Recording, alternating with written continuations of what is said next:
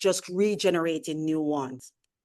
The three main ways that the body does that is by juicing or fasting period. So whether it be water fast or just drinking juices or eating fruits, intermittent fasting, and exercise. These are the three main reasons or ways that you can get your body in the process of autophagy.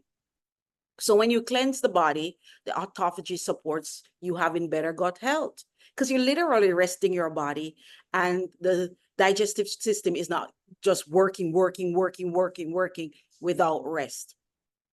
And the key benefits, we said again, is, let me repeat, they're to remove the damaged cell, regenerate new tissues, and boost weight loss and build strong immunity. So how long do you need to fast for to trigger this reaction, autophagy? Anywhere from 12 to 48 hours. So we are in autophagy. We are in that state now. We are day 4, so we are in full-fledged. And this leads to, we're going through a deeper detox and repair as the body just continues to clean. I mean, I can feel it. I don't know if you, when you wake up in the morning, you should be able to taste like there's a cleanness to your taste buds, like your palate is so cleaner. That's a autophagy that you're in. And some people said they now don't even need deodorant because you're cleaning.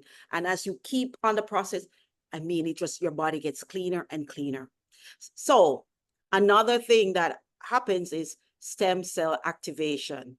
Yes, stem cells are these special cells that don't yet have any assigned job or function. So while your skin cells, they protect the body on all the internal organs, your muscle cells help you to move, and your nerve cells send signals. Stem cells are different. They don't have a set role.